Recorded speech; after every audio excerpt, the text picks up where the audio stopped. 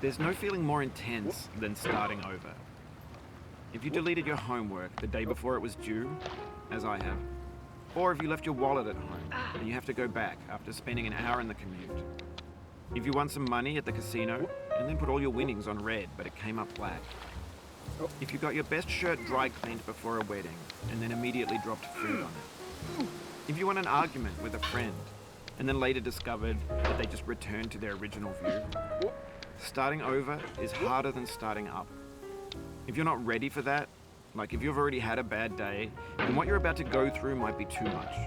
Feel free to go away and come back. I'll be here. Alright, thanks for coming with me on this trip. I'll understand if you have to take a break at any point. Just find a safe place to stop and quit the game. And don't worry, I'll save your progress, always, even your mistakes. This game is a homage to a free game that came out in 2002, titled Sexy Hiking. The author of that game was Jazuo, a mysterious Czech designer who was known at the time as the father of B games.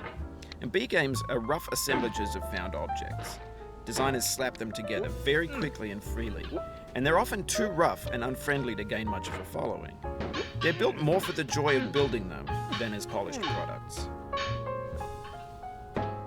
In a certain way, Sexy Hiking is the perfect embodiment of a B game.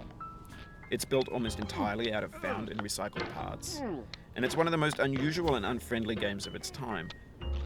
In it, your task is simply to drag yourself up a mountain with a hammer. And that act of climbing, in the digital world or in real life, has certain essential properties that give the game its flavor. No amount of forward progress is guaranteed. Some cliffs are too sheer or too slippery. And the player is constantly, unremittingly in danger of falling and losing everything. Anyway, when you start Sexy Hiking, you're standing next to this dead tree that blocks the way to the entire rest of the game.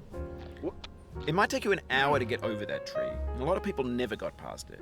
You prod and you poke at it, exploring the limits of your reach and your strength, trying to find a way up and over. And there's a sense of truth in that lack of compromise.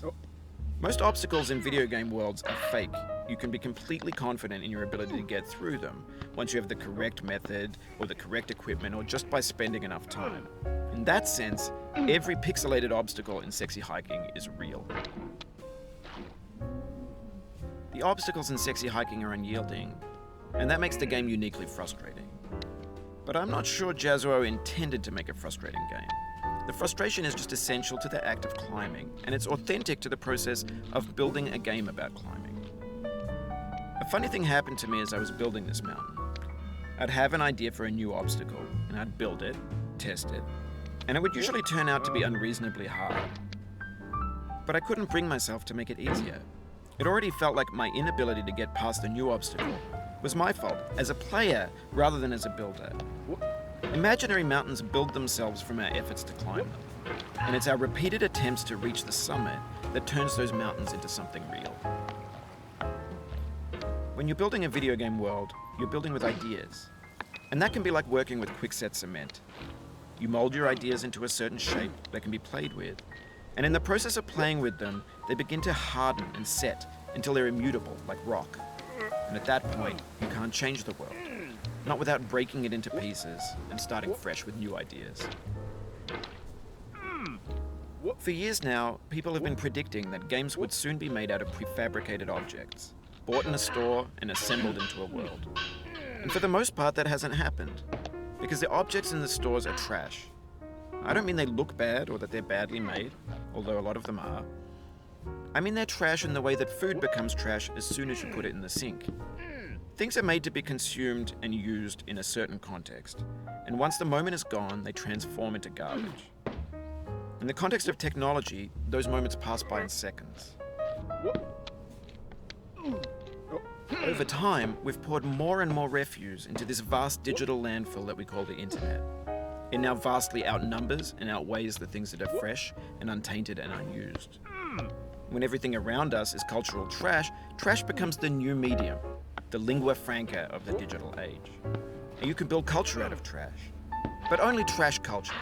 B games, B movies, B music, B philosophy. Maybe this is what digital culture is. A monstrous mountain of trash, the ash heap of creativity's fountain. A landfill with everything we ever thought of in it. Grand, infinite, and unsorted. There's 3D models of breakfast, Gen X's fanfic novels, scan magazines, green screen Shia LaBeouf, banned snuff scenes on LiveLeak. Facebook's got lifelike bots with unbranded adverts and candid shots of Kanye and Taylor Swift mashups, car crash epic failed GIFs, Russian dashcam vids, discussions of McRibs, discarded, forgotten, unrecycled, muddled, rotten, untitled. Everything's fresh for about 6 seconds, until some newer thing beckons, and we hit refresh. And there's years of persevering, disappearing into the pile, out of style, out of sight. In this context, it's tempting to make friendly content that's gentle, that lets you churn through it but not earn it. Why make something demanding if it just gets piled up in the landfill, filed in with the bland things? When games were new, they wanted a lot from you. Daunting you, taunting you, resetting and delaying you. Players played stoically. Now everyone's turned off by that. They want to burn through it quickly. A quick fix for the fickle, some tricks for the clicks of the feckless. But that's not you, you're an acrobat. You could swallow a baseball bat. Now I know, most likely you're watching this on YouTube or Twitch, while some dude with 10 million views does it for you. Like a baby bird being fed chewed up food. That's culture too. But on the off chance that you're playing this, what I'm saying is, trash is disposable, but maybe it doesn't have to be approachable. What's the feeling like? Are you stressed? I guess you don't hate it if you got this far. Feeling frustrated? It's underrated. An orange is sweet, juicy fruit locked inside a bitter peel. That's not how I feel about a challenge. I only want the bitterness. It's coffee. It's grapefruit. It's licorice. It feels like we're closer now. Composer and climber, designer and user. You could have refused, but you didn't. There was something in you that was hidden, that chose to continue. It means a lot to me that you've come this far, endured this much. Every wisecrack, every insensitivity, every setback you've forgiven me is a kingly gift that you've given me.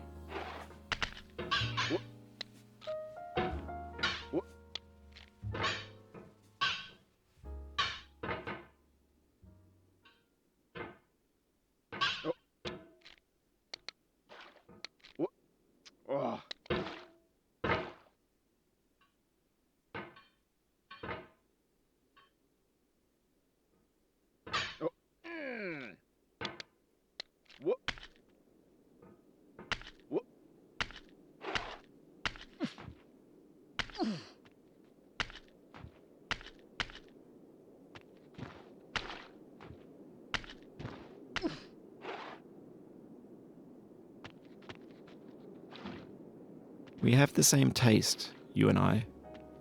It's not ambition. It's ambition's opposite. An obdurate mission to taste defeat. You'll feel bad if you win, so I put this snake in for you.